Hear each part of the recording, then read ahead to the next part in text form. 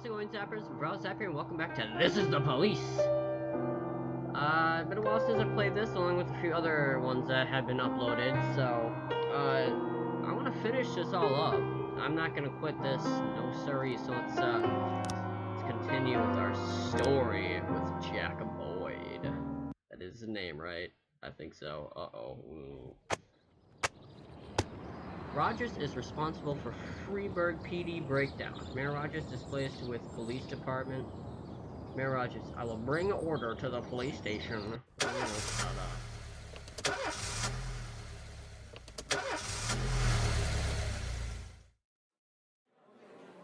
Oh, Mr. Boyd, why did you send your officers to the feminist protest?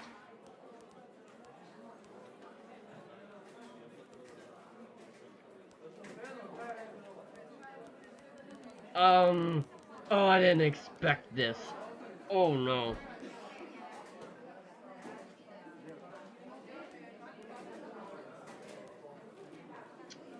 It's my job. It was a major event. The police were obligated to attend. Obliged to attend. In your opinion, did any of the participants at the protest pose any actual danger to others? Never really know who's dangerous and who's not until it's too late. Mr. Boyd, you're married, are you not?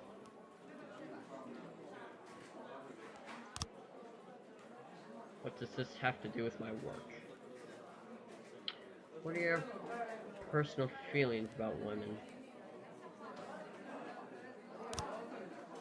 As far as I'm concerned, they're the same as men. Some women are great, and some I don't much care for. Mr. Boyd, you give the order to suppress the protest by force.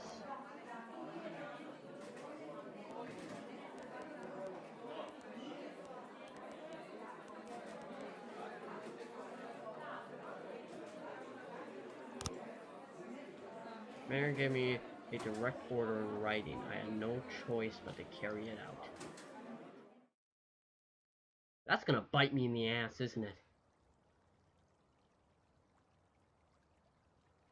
In my new role as corrupt official, I had to give up some of my favorite habits. I couldn't turn off my phone when my head ached. Couldn't sleep till noon on Saturday and let the rest of HQ take up the slack. No more days off to go fishing. But my weekly visit to the old Colony Club was more like tradition. One night a week, I absorbed cigar smoke, the vague smell of alcohol, the stench of urine, all mixed with toxic levels of old drunken belches. Same picture it was 30 years ago. Tradition's gotta be honored.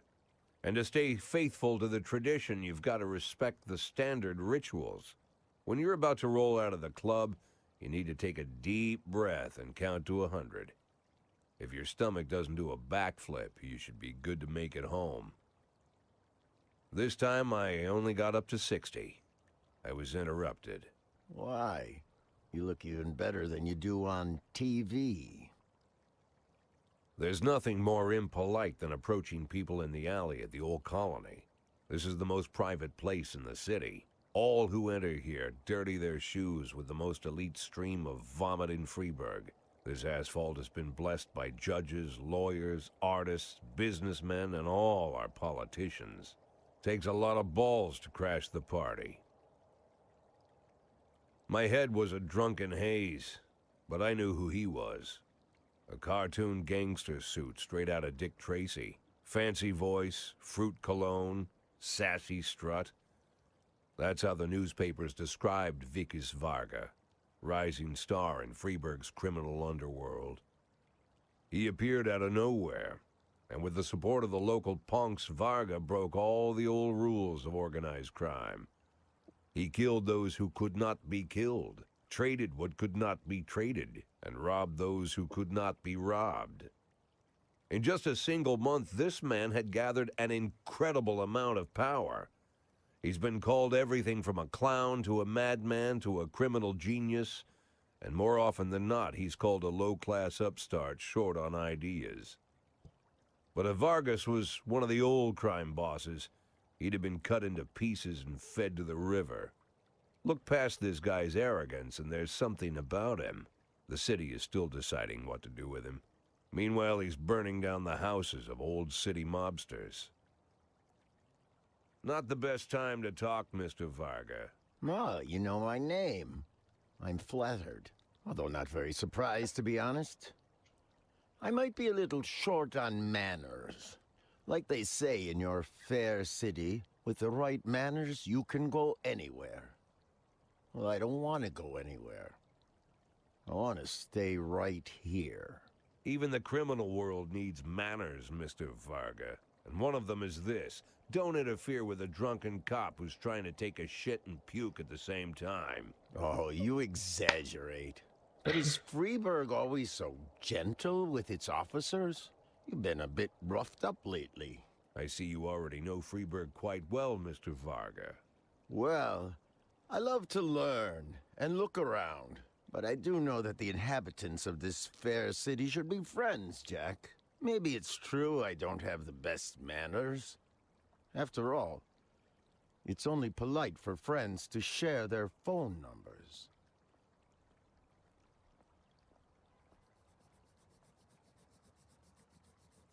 This city of yours moves so fast.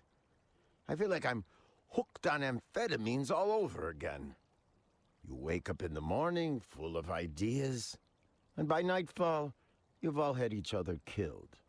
So don't wait too long to call. I don't mind if you're drunk. It's all the more fun. I'll be stoned myself, most likely.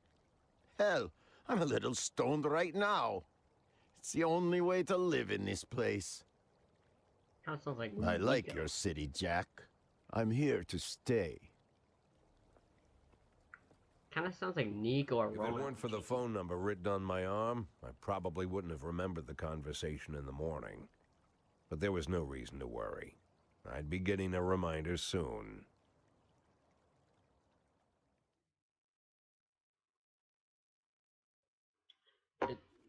That was it? Okay. Rogers hates women. Is to be appointed head of Freeburg Orthodox Church.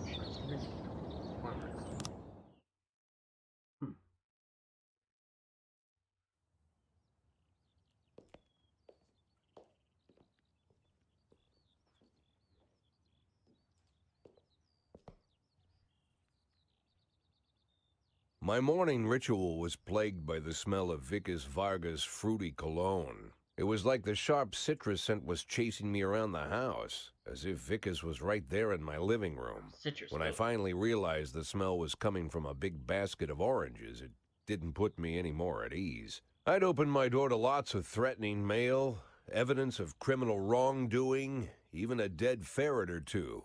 But fruit? Never.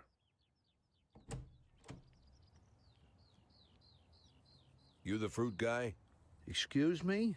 Was it you that brought the basket of oranges? Nah, it was here when I arrived. Fine.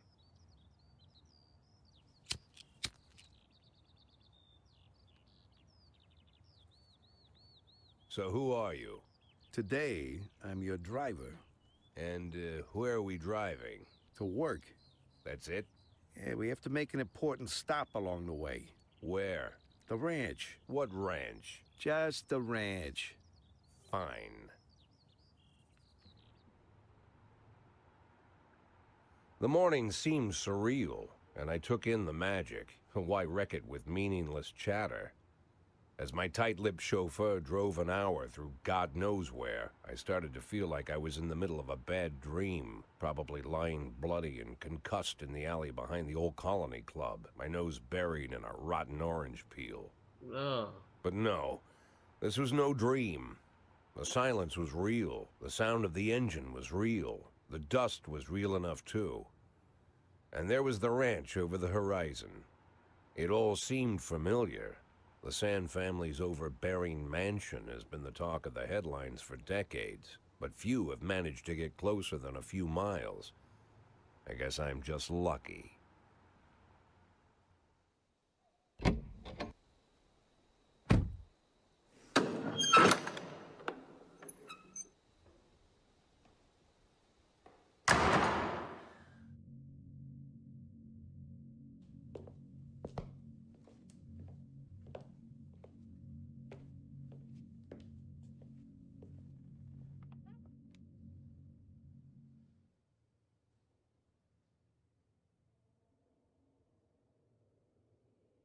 I didn't know you took private meetings, Mr. Sand. Only if I expect good company. I'm surprised my company ranks at all. Today, yes. Today is a special day. So it seems. Do you often go to the old Colony Club, Jack? Every week. Meet any interesting people there? As a rule, no. Sometimes you make a date, right? Sometimes make new friends. Sometimes, I guess. But that's not why I go. And why? I consider it a hobby. A hobby. Do you know anything about my hobbies?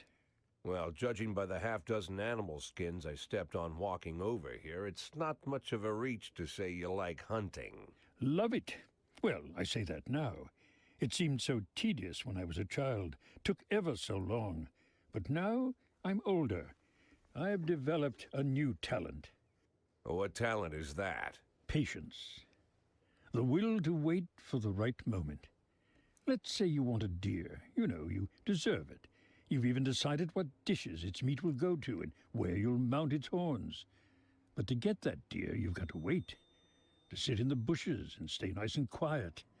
Professional hunters will tell you that the hunt is a rare craft. There are many rules. It's shrouded in mystery and ancient skill. Well, that's all complete nonsense. To get a deer, you just sit on the sidelines for a long enough time, pinpoint the moment when it's finally time to shoot. I learned the talent, Jack. But not like you, oh, Jack. You truly are the master. I don't understand. Oh, come on, Jack. I know about the 500,000. I know your plan. Kendrick told me everything. Needless to say, I'm impressed. While some people learn to hold their breath for minutes on end and not to rustle the leaves too loudly, why you decided to just become the foliage. You turned yourself into a bush, surrounded by deer who've been so fruitfully multiplying for decades.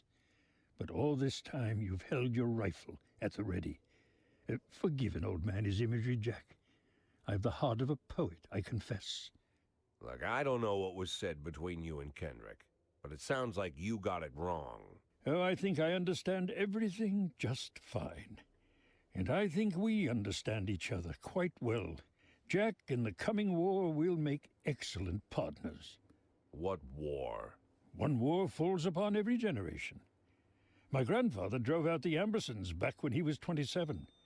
My father destroyed that psychopath gangster, Maurice Bell, when he was a sprightly 30.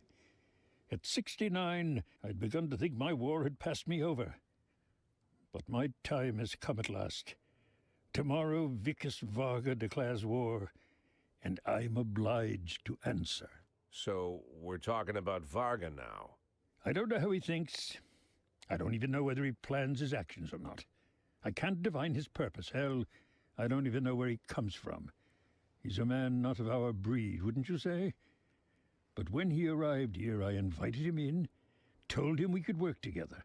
An official invitation penned in my own hand and written on some very expensive paper. And can you imagine his reply? A fruit basket. What sense can be made of such a message? I guess it means whatever you want it to. Precisely. I'm late for work, Mr. Sand. You know, Jack, I could just give you 500,000 right now, cash, whatever denominations you like. But I would never insult you so. If I went stalking my prey for so many years, I wouldn't want someone else to shoot it for me. I understand you, Jack. And I'll never ask you for anything that's contrary to your nature. Just think about our conversation. Think about it. And call me.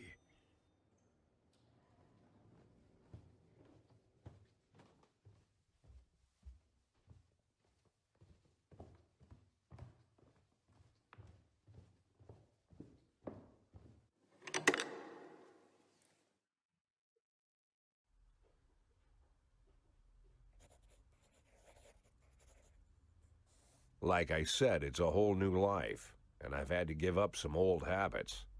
One of them, keeping away from things that don't concern me. Now I can't afford the luxury. This spotlight I'm under, concerns is all I got.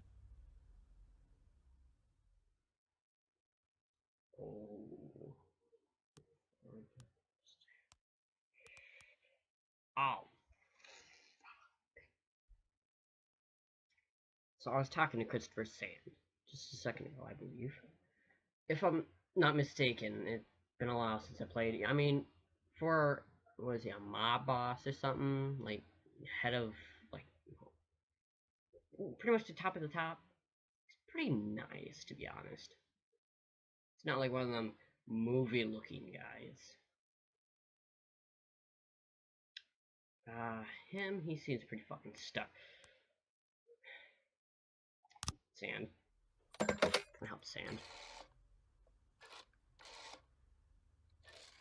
It's a rotary phone.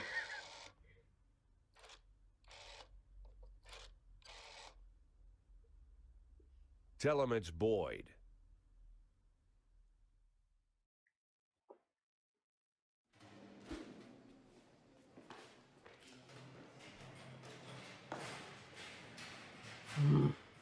Yes, but come tomorrow, god damn it. No! Gonna have to miss the sale. Alright, now we can start the day after all the cutscenes.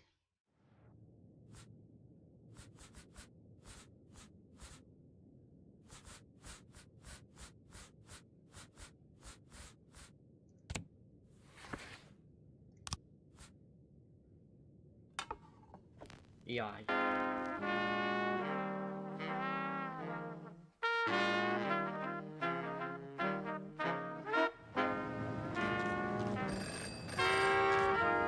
Penalty. From the City Hall. Please be advised that we are unhappy with the efficiency of the Freebird CD. Cutting the apartment's budget.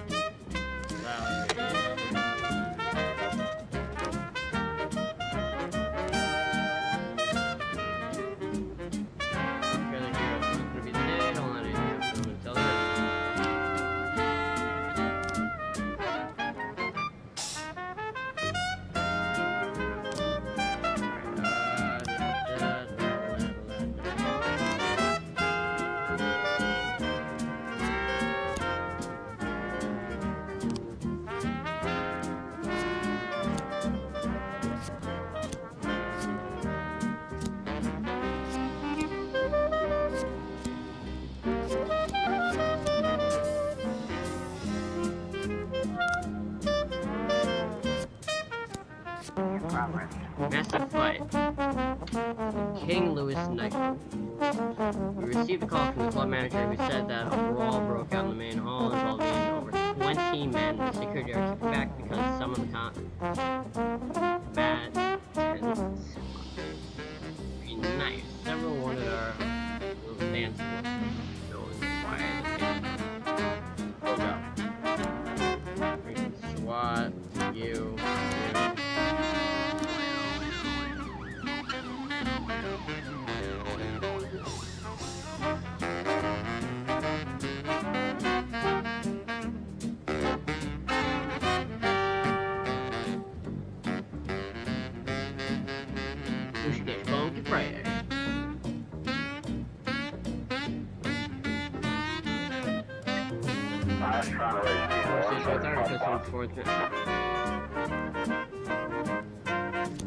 Screw it. I want them actually. I don't want them to die though. Those are my best.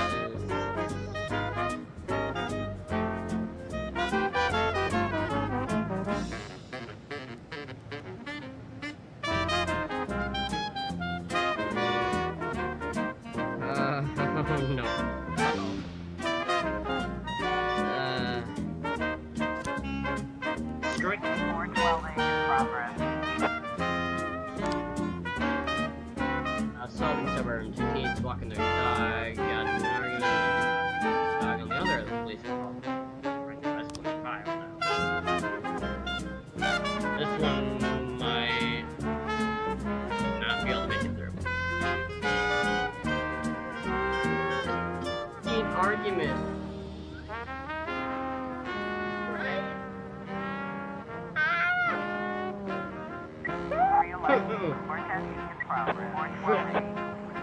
Alright, report.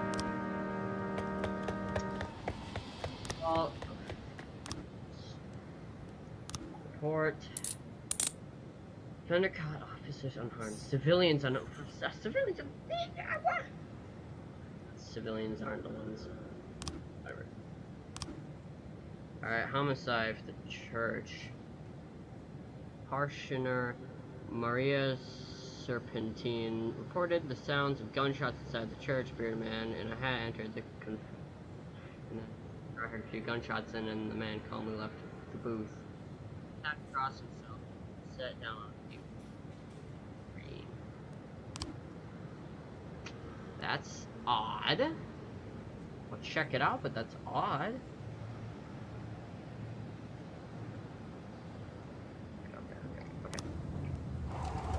So have you and Price going there. Solved. You know how you know where to find me.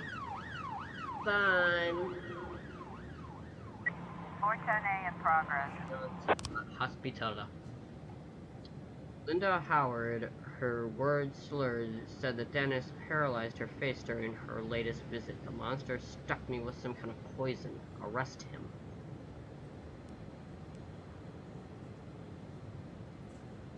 This one could be nothing. This one could be literally nothing. She could just have gotten a molar taken out. She's saying crazy stuff. You know, people who get their molars taken out, they're saying weird stuff. I'm not gonna send one of my 15s out there. God damn it. Oh. Non-automatic weapon. What's loot gonna do?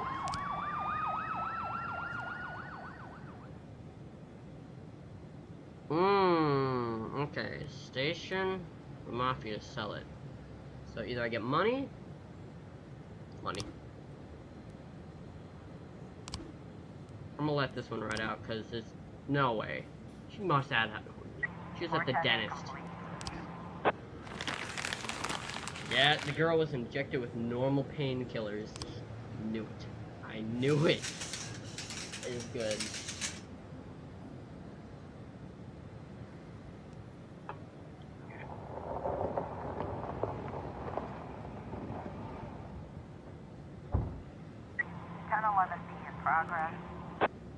Christopher G. Sands Ice Arena. An ice cream vendor noticed a suspicious black bag which has been lying unsupervised on a bench for the past few hours. Oh, shit.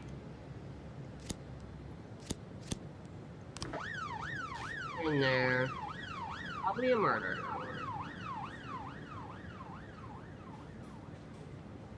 A murder. Probably a victim of murder sitting in that black bag.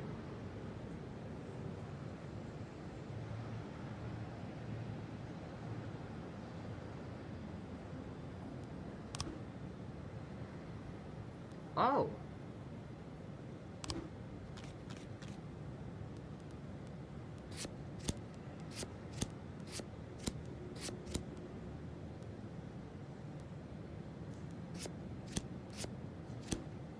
Ah. Got it. The suspect is Zoe Nosek, a student. About a month ago, she unsuccessfully applied for an usher job at the latest picture show theater. Officer on scene. Looks like we have a situation here. Officers arrived on the scene and observed that there is something moving inside the bag. Oh, it's a smaller bag. Ah, bomb squad! Looks like we need... Oh, I didn't mean to do that.